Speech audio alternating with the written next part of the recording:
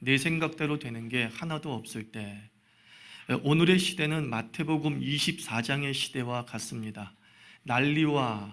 난리 소문을 듣겠으나 너희는 삼가 두려워 말라. 이런 일이 있어야 하되 끝은 아직 아니니라. 민족이 민족을, 나라가 나라를 대적하여 일어나겠고 처처에 기근과 지진이 있으리니 이 모든 것이 재난의 시작이니라.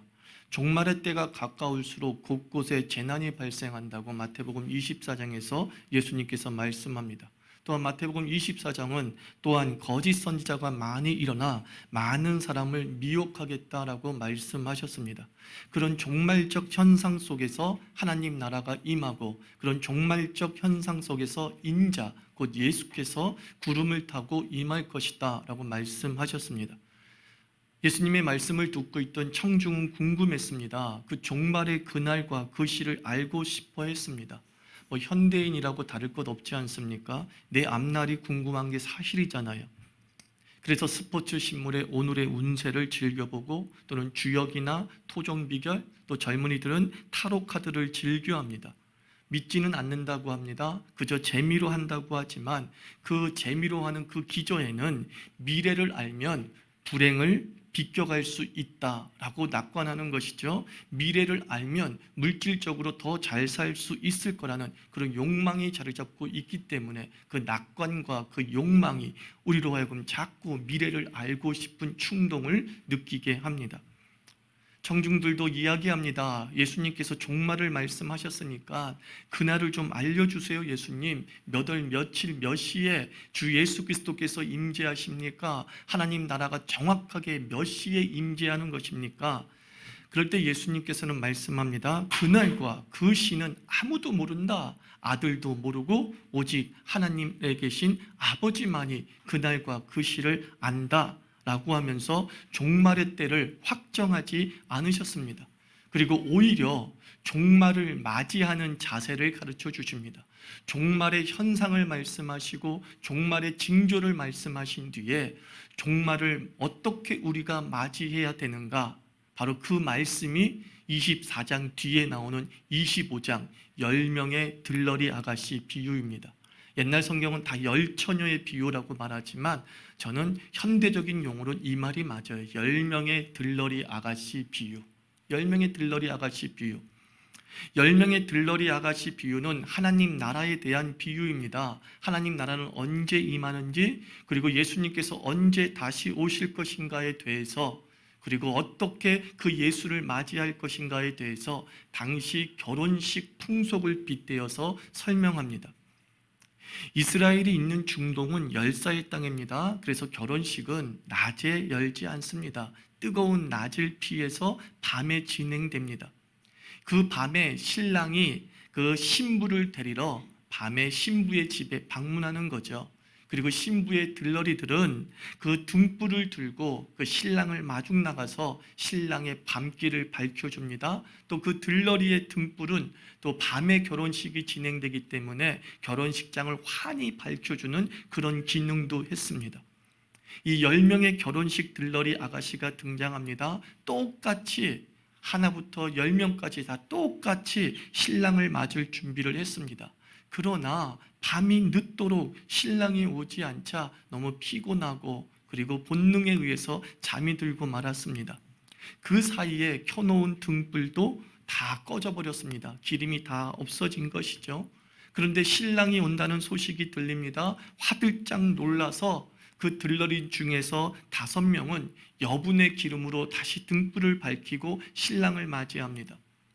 그런데 나머지 5명은 기름이 없어 기름을 사러 갔다 왔지만 결혼식장 문은 굳게 닫혀서 들어갈 수 없었다. 기름을 준비하지 못한 이 5명의 들러리에게 수식어가 하나 붙게 되고 맙니다. 어리석은. 10명의 들러리 아가씨였는데 그 등불이 준비하지 못한 전후로 5명은 지혜로운이라는 수식어가 붙게 되고 다른 5명은 어리석은이라고 하는 수식어가 붙게 됩니다. 어리석은 5 아가씨의 입장에서 한번 생각해 봅시다. 좀 억울하지 않습니까? 등불을 준비하지 않은 것도 아니잖아요. 다섯 아가씨는, 그 어리석은 다섯 아가씨는 관례와 경험에 따라서 기름을 준비했습니다. 그 어리석은 다섯 들러리 아가씨는 생각 없이 사는 날라리도 아니었다는 거죠. 준비하지 않는 게으름뱅이도 아니었습니다. 그녀들의 경험과 생각에 따르면 보통 결혼식은 한 병이면 언제나 충분했던 것이죠. 예상한 시간에, 생각한 시간에 신랑이 와준다면, 평소 신랑처럼 약속 엄수를 했다면 사실 이런 문제는 발생하지 않았습니다. 신랑이 정시에만 와준다면 자신들도 결혼식에 참석할 수 있을 만큼의 기름이 있었기 때문입니다. 어리석은 처녀, 어리석은 아가씨로 불리우게 된 이 5명의 들러리 아가씨들이 생각하기에 문제는 전적으로 신랑에게 있는 것이죠. 이 중요한 결혼식에 왜 늦습니까? 그렇지 않아요? 어디를 가나 약속 안 지키는 사람 때문에 애만 사람이 손해보고 애만 사람이 억울한 지경에 놓이는 게 요즘 삶의 모습이죠. 교회마다 예배 시간 지각하는 문제가 심각합니다. 11시 예배라고 한다면 11시에 오면 지각이죠. 10시 50분이 정각이죠, 사실은. 협박을 합니다. 문을 잠그겠습니다. 주보에 지각 도장을 찍어서 그 배부하는 수치심도 한번 심어줍니다. 하지만 온갖 생각과 계획을 세워서 지각을 막으려고 애를 쓰는데 목사는 이 지각하지 말라는 목사의 생각과 지각을 막기 위해 동원한 모든 방법은 분명히 바람직하고 합당합니다. 그럼에도 불구하고 목사의 계획대로, 당회의 계획대로 지각이 퇴치되지 않습니다. 그러자 일부 교인은, 열성 있는 교인은 이렇게 얘기합니다. 목사님이 너무 카리스마가 없어. 목사님이 너무 휘어잡지를 못해.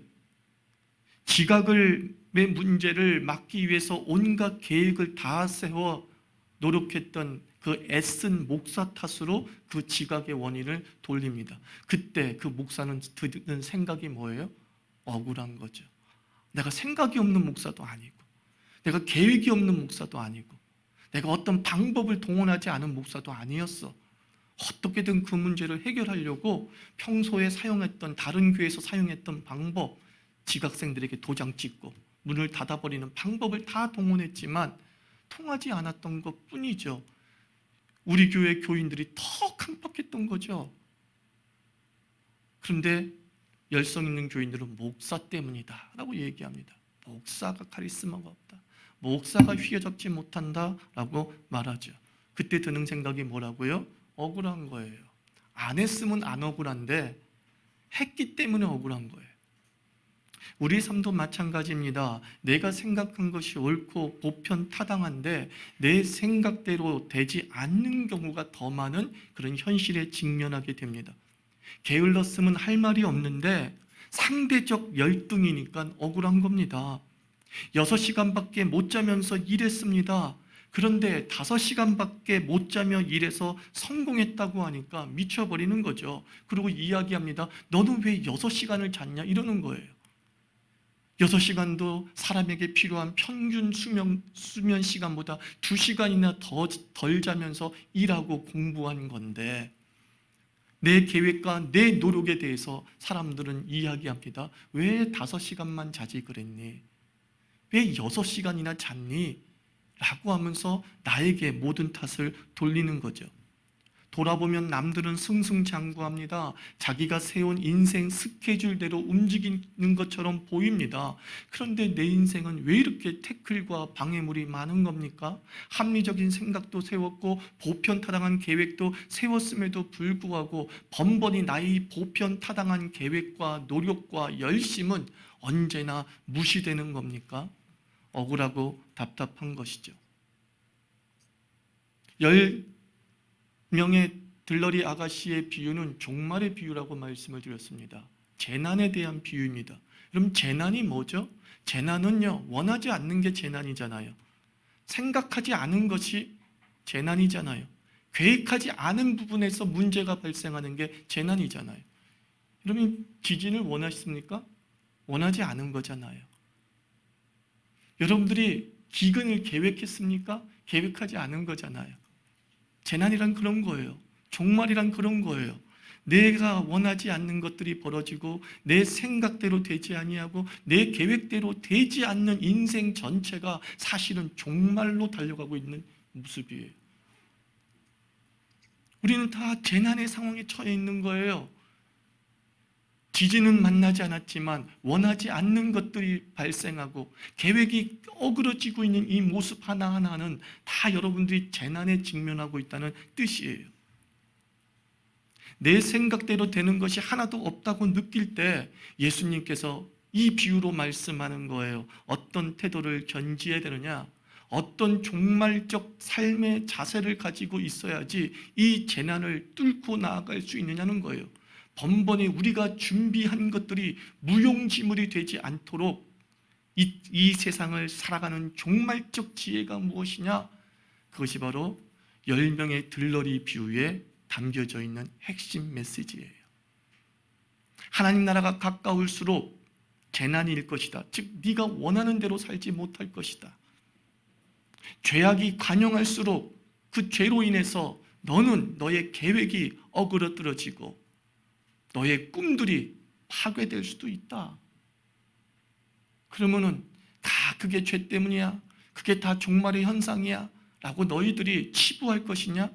그래서는 안 된다. 그러면 어떻게 우리가 이 종말의 상황을, 이 원치 않는 재난적 상황을 뚫고 나가서 하나님 나라의 영광을 맞이할 수 있느냐? 그 지혜가 바로 이 비유에 담겨 있다라고 말씀하는 거예요. 그 첫 번째 지혜는 너무 단순합니다. 저는 이렇게 생각합니다. 내 생각대로 되지 않는 것에 먼저 감사하라. 이게 지혜예요. 재난의 삶을 어떻게 뚫고 나갈 수 있다고요? 내 생각대로 되지 않는 것에 감사하라. 여러분 주식시장을 한번 생각해 보십시오. 포트폴리오라는 개념이 있습니다. 주식시장에서는 여러 가지 변수가 작동하잖아요. 그러므로 한 가지 종목에만 집중하지 말고 분산 투자하라는 거죠. 한 종목에만 손해를 보면 다른 종목에서 손해를 상쇄할 수 있는 거잖아요. 슬기로운 처녀도 정해진 시간에 결혼식이 치러지기를 기대했을 거예요. 그렇지 않습니까? 이들이 한 병을 더 준비한 것은 10시간 뒤에 예정된 시간보다 뒤늦게 식이 열릴 거라고 예측했기 때문이 아니에요. 그들의 마음속엔 언제나 정해진 시간에 결혼식이 열리기를 바랬던 것이죠. 그러나 슬기로운 5명은 자기 생각대로 준비하지 아니하고 신랑의 입장에서 준비한 거죠. 신랑에게 벌어질 수 있는 변수를 생각하면서 준비했다, 그런 뜻입니다. 오다가 길이 막힐 수도 있는 것이고, 오다가 소가 다리가 부러져 가지고 늦게 걸어올 수도 있는 것이고, 신랑의 입장에서 생길 수 있는 변수를 슬기로운 5명은 생각한 거예요. 그들은 10시간 뒤에 결혼식이 열리기를 바란 게 아니라 정시에 결혼식이 열리기를 바라고 계획했지만, 그들은 신랑의 입장에서 일어날 수 있는 변수까지 포함시켰다는 거예요. 지혜와 어리석음의 차이가 여기에 있는 거죠. 지혜는 내 생각을 버리고 다른 사람의 생각을 고려하는 것이죠. 다른 사람의 생각을 변수에 두는 것이죠. 어리석음이란 무엇이냐? 다른 사람의 생각을 배제하고 내 생각만 고집하는 것이죠. 상황을 배제하고 내 계획만 고집하는 거죠. 그때 낭패를 볼 수 있다. 재난을 피해가지 못할 거다라고 말씀하는 겁니다. 우리가 판매하는 사람들에게 소비자 중심으로 생각하라고 하지 않습니까? 보험 세일즈맨이나 서적 세일즈맨이 가정 방문을 합니다. 띵동띵동 엄마가 문 열어줍니다. 이때 6살짜리 아이가 달려들면서 막 그 세일즈맨에게 발길질을 합니다. 내 생각대로라면 어떻죠? 쥐어 박는 게 정상이죠. 내 계획대로라면 저건 싸가지 없는 놈이라고 혼내줘야 맞죠. 그런데 이런 말썽꾸러기를 양육할 확실한 교재가 있습니다 라고 얘기하는 그 순간 또 그 사람은 역시 그 책 못 팔죠. 어머니 입장에서 생각하는 거죠. 와, 태권도 잘하네. 야, 건강하구나. 이 아이를 더 지혜롭게 도울 책이 있습니다. 이런 식으로 접근하면 잘 팔지 않을까 이런 생각이 듭니다. 그럼 내 생각대로 하면 그 내 생각은 내 삶을 위험하게 합니다. 여러분들이 내 생각대로 되면 내 삶이 되게 풍족할 것처럼 여기지만 우리는 옛사람 속에 갇혀져 있는 존재이기 때문에 이 옛사람이 부득부득 우리를 건드리거든요. 근데 그 내 생각대로 하는 모든 행동은 나를 행복하게 하는 것이 아니라 사실 나를 절망으로 이끌어갈 가능성이 더 높습니다. 도리어 내 생각을 접어두고 타인의 생각대로 움직이는 게 지혜죠. 황금률이 있고 다이아몬드률이 있습니다. 황금률은 이거죠. 내가 대접받고자 하는 대로 남을 대접하라. 즉 내가 생각한 대로 다른 사람도 생각하라. 이런 뜻이겠죠. 그런데 다이아몬드률, 그러니까 황금률보다 더 높은 거겠죠. 금강석률이죠. 그 금강석률은 이렇습니다. 그 사람이 대접받고 싶은 대로 대접하라. 그 사람이 대접받고 싶은 대로 대접하라. 나는 지금 갈증 때문에 물을 마시고 싶습니다. 근데 어떤 사람은 그 갈증 때의 물보다는 사이다나 콜라를 원하는 사람도 있습니다. 나는 갈증이 있을 때 물을 마시면 시원했어라고 물을 주는데 별로 감사하지 않습니다. 근데 사이다를 줬더니만 너무나 감사하더라. 그게 바로 금강석률이죠. 종말을 사는 지혜, 이렇게 말씀하는 겁니다. 신랑의 입장에서, 여기서 신랑은 누구를 말하는 겁니까? 하나님이시죠. 성부 하나님, 성자 예수 그리스도를 말씀하고 있는 겁니다. 그러므로 너희가 원치 않는 일들이 벌어지고 생각이 무너지는 그런 종말의 시대를 살아갈 때에 우리가 어떻게 이 재난의 상황을 뚫고 갈 수 있느냐? 네 생각대로 살지 말고 하나님의 뜻대로 살라, 이 말씀을 하는 겁니다. 하나님의 마음을 헤아려 보라는 겁니다. 재난이 일 때마다 내 생각이 잘못됐나? 내 계획이 잘못됐나? 내가 뭐가 노력이 부족했나? 라고 하는 자신의 중심으로 해석해 나가는 것이 아니라 하나님의 뜻에 부합되었나? 하나님의 계획이었던가?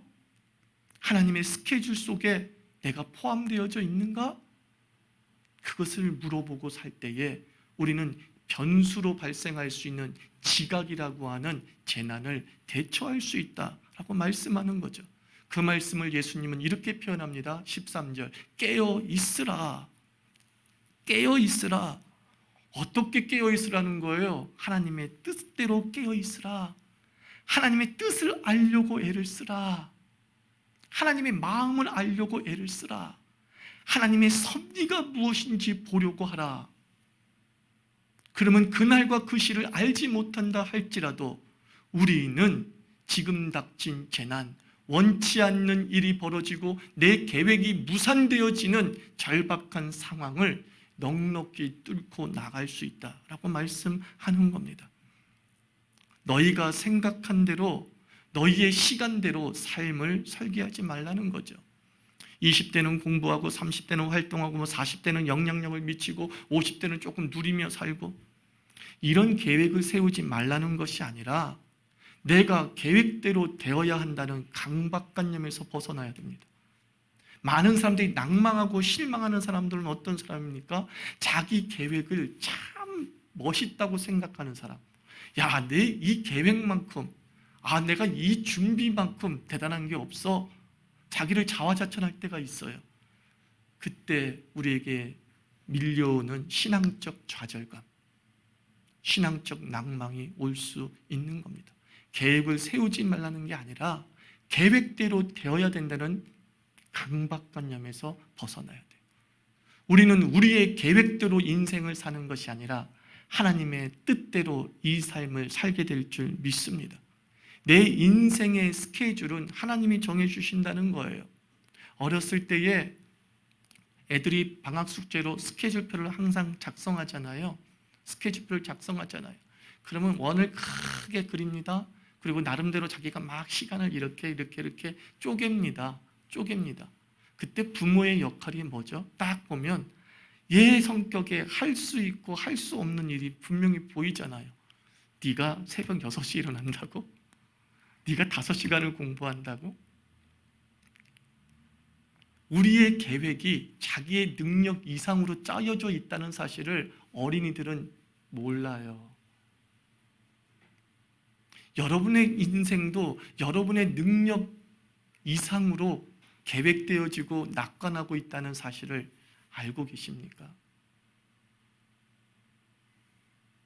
계획이 부족해서 실패하는 것이 아니라 여러분의 계획이 여러분의 수준에 맞지 않아요.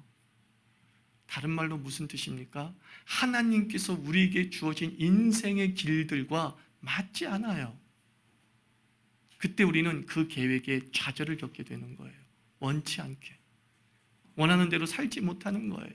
하나님이 수정해 주시는 거죠. 기도하고 그리고 주의 말씀을 묵상하고 예배하는 삶을 통해서 하나님은 아버지처럼 어린 자녀의 계획을 보시면서 계획은 잘 세웠다. 요 부분은 좀 부족해. 요건 요렇게 바꿔야 되고 요건 저렇게 바꿔야 돼. 잠자는 시간은 조금 늘리고 공부하는 시간은 좀 줄이고 노는 시간 좀 늘리고 이게 너한테는 맞아. 그러면 너는 방학을 알차게 보낼 수 있고 행복하게 보낼 수 있고 야 멋진 방학이었어 라고 나중에 추억하게 될 거예요. 사랑하는 성도 여러분, 깨어있으라. 계획을 세우지 말라는 것이 아닙니다. 계획하십시오. 그리고 그 계획이 하나님의 손에 의해서 수정되는 것을 허락하십시오. 하나님, 계획을 더 치밀하게 만들어 주시옵소서. 이 계획이 나의 능력과 내게 주신 하나님의 은혜의 손길 안에서 성취되어지고 달려갈 수 있는 가능성으로 주께서 재조합하여 주시옵소서. 그때 우리는 원치 않는 계획이 무너진다 할지라도, 원치 않는 재난들이 우리 삶에 닥친다 할지라도 실망하여 고개 떨구는 인생이 아니라 뚫고 나아갈 수 있음을 성경은 말씀해 주고 있습니다. 큰 틀을 채울 구체적인 발걸음은 하나님이 결정합니다.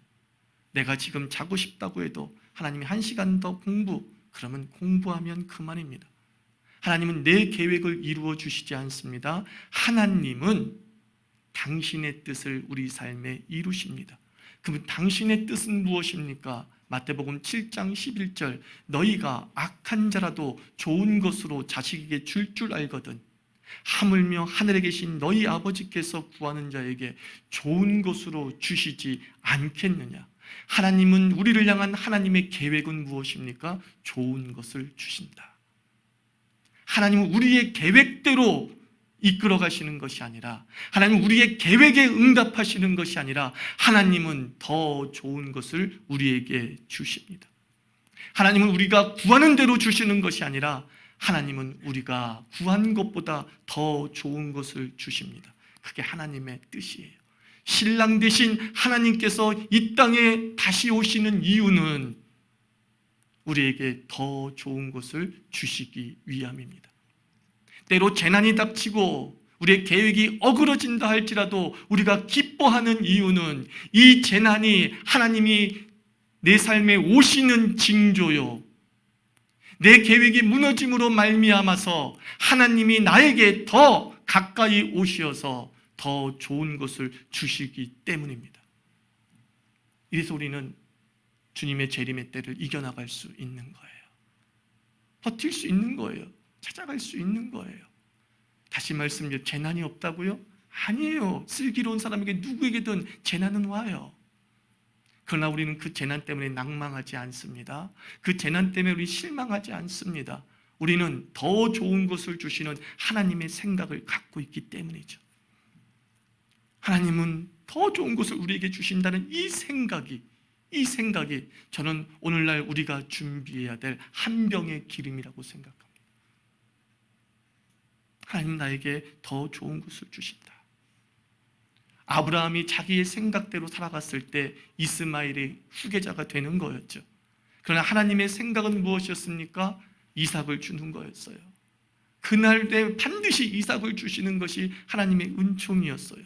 그러나 아브라함의 생각대로 밀고 나간 결과 3,500년 동안 이삭의 후손과 이스마엘의 후손이 싸우고 있죠.